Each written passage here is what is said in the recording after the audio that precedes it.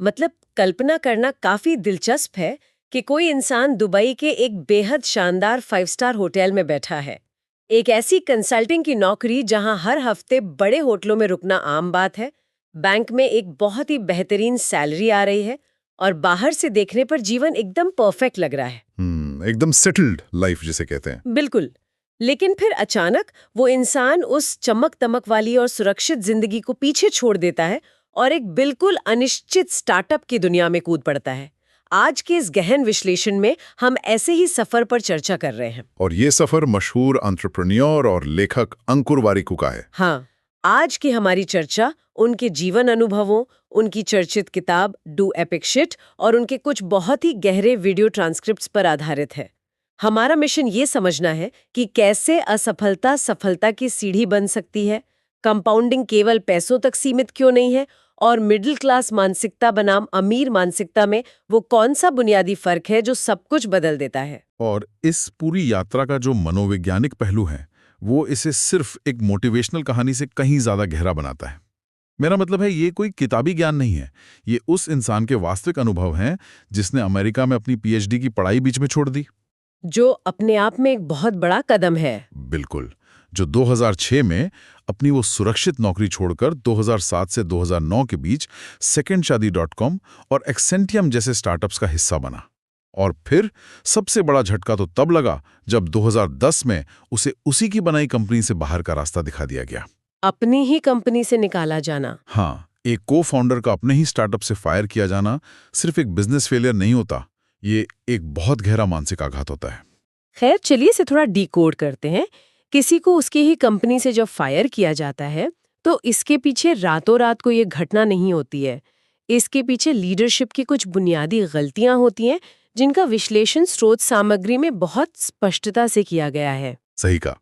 जब एक लीडर के तौर पर अपनी कमियों को स्वीकार करने की बात आती है तो 4 बड़े भ्रमों का जिक्र किया गया। हाँ, इसमें सबसे पहला भ्रम ओपन डोर पॉलिसी का है। अक्सर कॉर्पोरेट दुनिया में मैनेजर्स ये कहकर पल्ला झाड़ लेते हैं कि मेरे कैबिन के दरवाजे हमेशा खुले हैं, कोई भी आकर बात कर सकता है। मुझे लगता है कि बहुत ही निष्क्रिय रवैया है। एकदम सही। लोग अक्सर जज किए जाने के डर से या पदानुक्रम की झिझक के कारण खुद से चलकर बॉस के पास नहीं जाते हैं। ये एक बहुत ही सटीक मनोवैज्ञानिक अवलोकन है। भारतीय संस्कृति या किसी भी कॉर्पोरेट ढांचे में एक कर्मचारी हमेशा इस संकोच में रहता है कि उसका फीडबैक उसके खिलाफ ही इस्तेमाल ना हो जाए। नौकरी जाने का डर हमेशा रहता है। बिल्कुल। इसलिए एक असली लीडर सिर्फ अपने दरवाजे खोले रखकर कुर्सी पर नहीं बैठता, उसे सक्रिय रूप से अपनी टीम के पास जाना होता है, उनका हाल जानना होता है और फीडबैक खुद खींचकर बाहर निकालना होता है। लीडरशिप का मतलब ये नहीं है कि लोग आपके पास आएं, बल्कि ये है कि आप लोगों तक पहुंचे। ये बहुत गहरी बात है। इसके बाद जो दूसरा सबसे बड़ा भ्रम पहचाना गया है वो है हैंड्स ऑफ मैनेजर होना। इसका मतलब है कि अगर सब कुछ ठीक चल रहा है तो काम में दखल ना देना, है ना, माइक्रो मैनेजमेंट ना करना, तो वैसे एक अच्छी बात मानी जाती है, लेकिन शायद इसकी भी एक सीमा होती है। अगर बॉस एकदम ही खामोश हो जाए तो टीम को शायद ऐसा लगने लगता है कि उनकी परवाह किसी को नहीं है। बिल्कुल, खामोशी अक्सर असुरक्षा को जन्म देती है।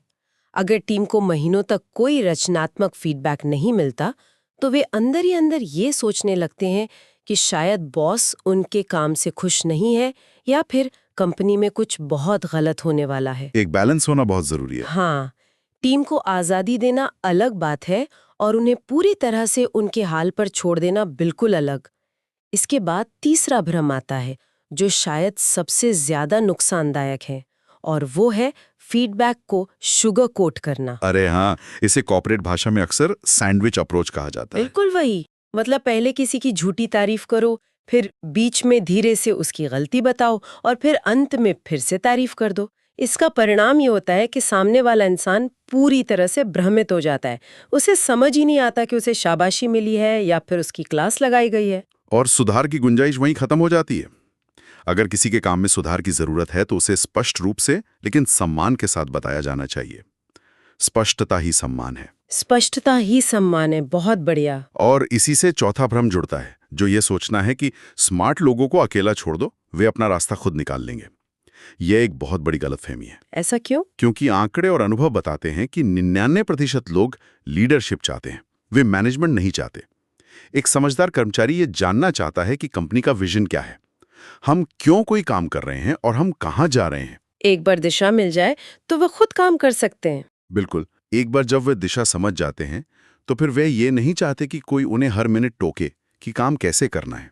लीडरशिप दिशा दिखाती है, जबकि खराब मैनेजमेंट हर छोटे कदम को कंट्रोल करने की कोशिश करता है। इन गलतियों से जो सबक मिलता है वो सिर्फ कॉर्पोरेट जगत के लिए नहीं है, बल्कि जीवन की शुरुआत कर रहे युवाओं के लिए भी उतना ही प्रासंगिक है। इस चर्चा में एक 16 साल के युवा के सवाल का बहुत ही दिलचस्प जिक्र आता है। हमारी शिक्षा व्यवस्था में अक्सर ये दबाव डाला जाता है कि 10वीं या 12वीं के बाद लिया गया फैसला पूरी जिंदगी तय कर देगा। हाँ, वो साइंस हो, कॉमर्स हो या आर्ट्स। बिल्कुल, वो युवा इसी भ्रम में फंसा है। लेकिन स्रोत सामग्री से जो संदेश उभर कर आता है वो बहुत सुकून देने वाला है। जीवन की शुरुआत जिस करियर, जिस नौकरी या जिस पहले वेतन से होती है, वो अंत कभी नहीं होता। ये समझना बहुत जरूरी है कि युवावस्था में सबसे ज्यादा महत्वपूर्ण ये नहीं है कि हर फैसला एकदम सही हो, क्योंकि सही और गलत का पता तो अक्सर भविष्य में ही चलता है। तो फिर सबसे जरूरी क्या है? सबसे ज्यादा जरूरी है निर्णय लेने की हिम्मत जुटाना। अगर गलत निर्णय ले भी लिया तो उससे सीख कर आगे बढ़ना ही असली विकास है।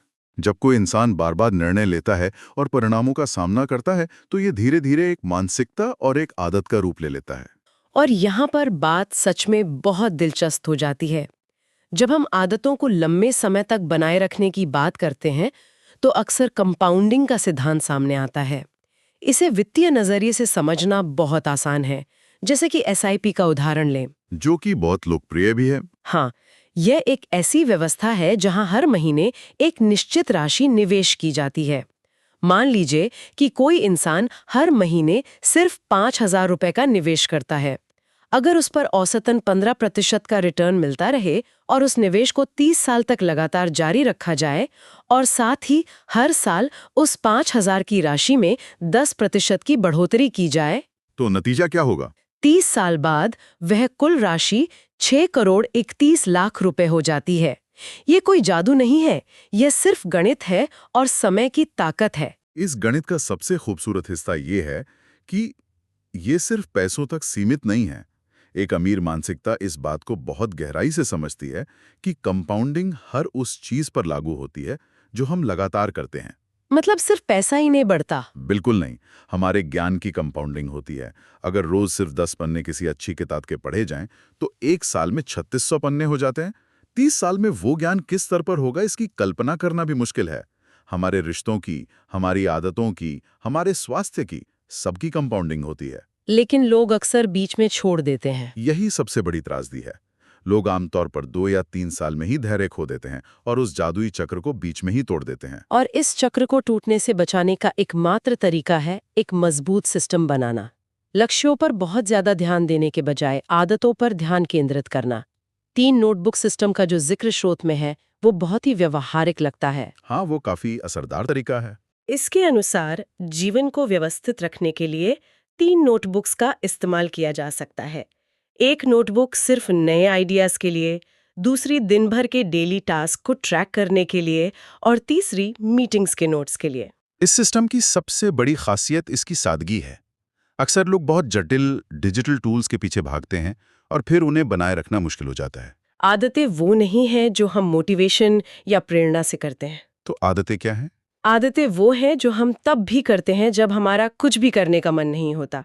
मान लीजिए कि सुबह 7 बजे कसरत करने का एक लक्ष्य है।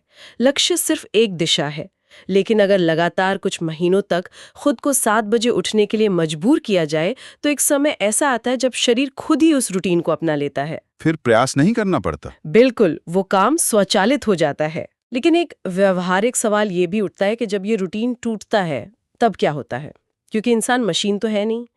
यहीं पर समय प्रबंधन की वो गहरी बात लागू होती है कि बीता हुआ समय अपने पीछे सिर्फ 2 ही चीजें छोड़ता है, या तो परिणाम जिसे हम रिजल्ट्स कहते हैं, या फिर पछतावा यानी रिग्रेट। सही बात है। अगर कोई काम आज के लिए तय किया गया है और उसे आलस की वजह से कल पर टाल दिया जाए तो वो आज का दिन हमेशा के लिए शून्य हो गया।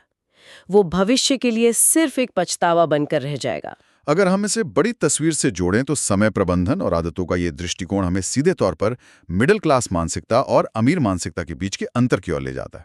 ये अंतर बैंक बैलेंस का नहीं बल्कि सोचने के तरीके का है। बिल्कुल। 8 मूलभूत अंतरों में से अगर इनकम को देखने के नजरिए का विश्लेषण किया जाए तो बहुत कुछ स्पष्ट होता है। एक पारंपरिक या मिडिल क्लास सोच अक्सर ये मानती है कि एक बड़ी डिग्री हासिल कर लेने से पैसा खुद चल कर आएगा। डिग्री को एक सुरक्षित पास मान लिया जाता है, जबकि एक अमीर या विकासशील मानसिकता ये जानती है कि बाजार किसी डिग्री को पैसा नहीं देता, बाजार सिर्फ वैल्यू क्रिएशन को पैसा देता है। एकदम सही। कोई भी इंसान किसी व्यापार में, किसी ग्राहक के जीवन में या समाज में कितना मूल्य जोड़ रहा है, पैसा सिर्फ उसी का एक बाय प्रोडक्ट है। इसी सोच का एक और बहुत ही दिलचस्प पहलू जुगाड़ को देखने का नजरिया है। भारत में जुगाड़ शब्द रग-रग में बसा है, लेकिन इसके इस्तेमाल के दो बिल्कुल अलग तरीके हैं। जुगाड़ का पारंपरिक तरीका अक्सर एक सस्ते शॉर्टकट की तरह देखा जाता है। जैसे अगर किसी को कपड़ों का व्यापार शुरू करना है तो एक संकुचित मानसिकता वाला व्यक्ति सबसे सस्ती और खराब क्वालिटी की टी शर्ट ढूंढेगा, उस पे कोई सस्ता सा प्रिंट लगाएगा और सोचेगा कि बस किसी तरह एक बार ग्राहक को बेवकूफ बनाकर पैसे निकाल लिए जाएं। हाँ, और ये एक बेहद अदूरदर्शी सोच है। कुछ ही समय में वो व्यवसाय अपनी खराब गुणवत्ता के कारण दम तोड़ देता है। इसके ठीक विपरीत, अगर जुगाड़ का इस्तेमाल एक परीक्षण या मिनिमम वायबल प्रोडक्ट के रूप में किया जाए तो ये एक बेहतरीन टूल बन जाता है। एक अमीर मानसिकता वाला व्यक्ति लाखों रुपए लगाकर कोई बड़ी फैक्ट्री नहीं खोलेगा, वो बाजार की नब्ज पकड़ेगा। बिल्कुल। वो ज़ारा जैसे किसी अच्छे ब्रांड की प्लेन उच्च गुणवत्ता वाली टी शर्ट खरीदेगा, उस पर अपना सबसे बेहतरीन डिज़ाइन प्रिंट करेगा और बाजार में उतारेगा। इससे उसे बिना बड़ा जोखिम उठाए ये पता चल जाएगा कि ग्राहक उस डिज़ाइन को पसंद कर भी रहे हैं या नहीं। ये सस्तेपन का नहीं बल्कि स्मार्टनेस का जुगाड़ है, और यही स्मार्टनेस और मूल्य जोड़ने की भावना नेटवर्किंग में भी दिखाई देती है। एक बहुत बड़ी गलतफहमी ये है कि नेटवर्किंग का मतलब प्रभावशाली लोगों की खुशामद करना या उन्हें मक्खन लगाना है। अक्सर लोग किसी सफल व्यक्ति को संदेश भेजते हैं और सीधे मदद या नौकरी मांग लेते हैं। इसे नेटवर्किंग नहीं बल्कि सिर्फ मांगना कहते हैं। इसका एक बहुत ही शानदार उदाहरण जो स्रोत सामग्री में उभर कर आता है, वो एक वीडियो एडिटर का है। अगर कोई स्मार्ट वीडियो एडिटर किसी बड़े क्रिएटर के साथ काम करना चाहता है तो वो सिर्फ अपना रेज्यूमे नहीं भेजता है, वो कुछ अलग करता है। हाँ, वो उस क्रिएटर का कोई पुराना वीडियो उठाता है, उसे अपने बेहतरीन कौशल के साथ एडिट करता है और फिर वो तैयार सैंपल भेजता है। वो संदेश में लिखता है कि मैंने आपके वीडियो में कुछ सुधार किए हैं जो शायद इसे और बेहतर बना सकते हैं। यहाँ वो काम मांगने से पहले सामने वाले के जीवन में बिना किसी शर्त के एक वैल्यू जोड़ रहा है। और ये तरीका कभी नजरअंदाज नहीं किया जा सकता। ये एक समाधान खोजने वाला रवैया है। इसके उलट एक और मानसिकता होती है जिसका जिक्र नेशनल स्पोर्ट या राष्ट्रीय खेल के रूप में किया गया है, और वो है शिकायत करना। अरे हाँ, हर बात पर शिकायत। बारिश हो रही है तो शिकायत, ट्रैफिक है तो शिकायत, ज़ोमैटो डिलीवरी लेट है तो शिकायत। जब इंसान हर चीज़ की शिकायत करता है तो वो अवचेतन रूप से ये मान लेता है कि स्थिति को सुधारने की जिम्मेदारी उसकी नहीं बल्कि किसी और की है। वो खुद को एक पीड़ित की तरह देखने लगता है। अमीर मानसिकता वाले लोग शिकायत करने में अपनी ऊर्जा नष्ट नहीं करते हैं। वे जानते हैं कि विकास तब होता है जब इंसान जानबूझकर खुद को बौद्धिक रूप से असहज स्थितियों में डालता है ताकि नई चीजें सीखी जा सकें। बिल्कुल। तो इन सब का असल में क्या मतलब है? इन सब के बीच एक बहुत बड़ी मनोवैज्ञानिक बाधा भी है जिस पर गहराई से बात करना जरूरी है। वो है हीन भावना या इन्फीरियोरिटी कॉम्प्लेक्स। ये बहुत आम है। सफल होने की बातें करना आसान है, लेकिन जब कोई व्यक्ति एक साधारण पृष्ठभूमि से आता है तो कई बार वो खुद को सफलता के लायक ही नहीं समझता। एक बहुत ही आम अनुभव है जब कोई पहली बार किसी महंगे 5 स्टार रेस्टोरेंट में जाता है। हाँ, वहाँ का माहौल ही ऐसा होता है। वहाँ की सजावट, वहाँ का मेन्यू जो शायद किसी और भाषा में लिखा हो, और वहाँ मौजूद लोगों को देखकर एक अजीब सी घबराहट होती है। ये डर लगता है कि अगर कुछ गलत बोल दिया या गलत कांटा चम्मच का इस्तेमाल कर लिया तो लोग क्या सोचेंगे। ये एक बहुत ही वास्तविक और पीड़ादायक अनुभव है। इसी तरह किसी बड़े मॉल में महंगे ब्रांड्स के शोरूम के बाहर से गुजरते हुए भी अक्सर ये डर लगता है कि अगर अंदर गए तो वहाँ का स्टाफ हमें देखकर ही समझ जाएगा कि हमारी हैसियत यहाँ से कुछ खरीदने की नहीं है। इसके पीछे क्या कारण हो सकता है? इसके पीछे की साइकोलॉजी बहुत गहरी है। हम एक ऐसी दुनिया में रहते हैं जहाँ विज्ञापन और मीडिया लगातार इस बात पर काम कर रहे हैं कि इंसान खुद को अपर्याप्त महसूस करे। ये महसूस कराया जाता है कि जब तक उनके पास वो खास गाड़ी, वो खास फोन या वे खास कपड़े नहीं होंगे, वे समाज में स्वीकार्य नहीं होंगे। और इसके साथ ही हमारे अतीत के कुछ ऐसे अनुभव भी होते हैं, जैसे बचपन में देखी गई आर्थिक तंगी या किसी के द्वारा कही गई कोई अपमानजनक बात, जो अवचेतन मन में गहरे बैठ जाती है। बिल्कुल। ये समझना बहुत बड़ी राहत देता है कि अतीत में जो ट्रॉमा मिला या जो आर्थिक संघर्ष रहे वो हमारी गलती नहीं थी। लेकिन आज जब हम बड़े हो चुके हैं तो उस हीन भावना से बाहर निकलना और खुद को उस ट्रॉमा से उबारना पूरी तरह से हमारी अपनी जिम्मेदारी है। एकदम सही। और यहीं से आत्मविश्वास की एक नई परिभाषा जन्म लेती है।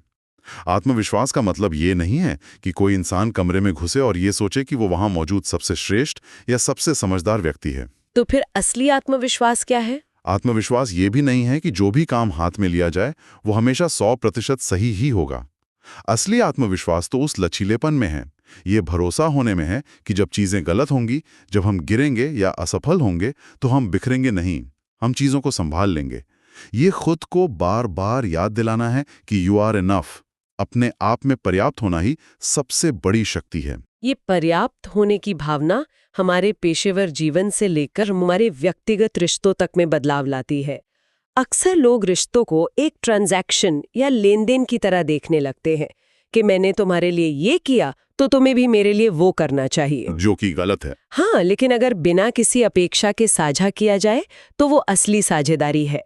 और काम के साथ साथ जीवन का संतुलन यानी वर्क लाइफ बैलेंस भी कोई ऐसा लक्ष्य नहीं है जिसे रिटायरमेंट के बाद हासिल किया जाना है। जो समय आज परिवार के साथ या खुद के सुकून के लिए नहीं बिताया गया वो कल कभी लौटकर नहीं आएगा। ये एक बहुत ही महत्वपूर्ण सवाल खड़ा करता है। अगर इस पूरी चर्चा और वारिकों के अनुभवों का सार निकाला जाए तो एक बात बहुत स्पष्ट होकर उभरती है। दुनिया कभी भी इस बात की परवाह नहीं करती कि किसी के मन में कितने शानदार विचार हैं या किसी की नीयत कितनी अच्छी है। दुनिया को सिर्फ परिणाम दिखते हैं। बिल्कुल। बाहरी दुनिया अदृश्य विचारों को नहीं देख सकती, वो सिर्फ और सिर्फ हमारे कार्यों को देखती है। हमारी कमियों को स्वीकार करना और लगातार ज्ञान अर्जित करते रहना ही वो प्रक्रिया है जो हमें एक बेहतर इंसान बनाती है। और एक बात जो हमेशा याद रखनी चाहिए कि अगर किसी अवसर के लिए, किसी मदद के लिए या किसी नए काम के लिए कोशिश ही ना की जाए, अगर पूछा ही ना जाए, तो जवाब हमेशा ना ही होता है। सुरक्षित दायरे में रहकर एक पछतावे से भरी जिंदगी जीने से कहीं बेहतर है कि बाहर निकलकर जोखिम लिया जाए। रिस्क लेना हमेशा रिग्रेट करने से बेहतर होता है। ये पूरी चर्चा जीवन को देखने के नजरिए को चुनौती देती है। हम जो भी हैं वो सिर्फ उन छोटे छोटे विकल्पों का परिणाम है जो हम हर दिन चुनते हैं। और इसी बात पर अंत में एक विचार जो इन सबसे आगे की बात करता है।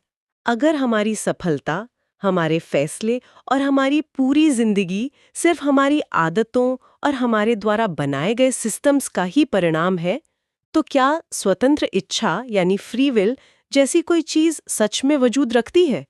या इंसान सिर्फ अपने ही बुने हुए आदतों के जाल और दैनिक विकल्पों की एक कठपुतली बनकर रह जाता है?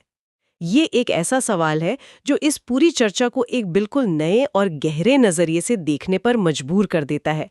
इस पर जरूर विचार कीजिएगा।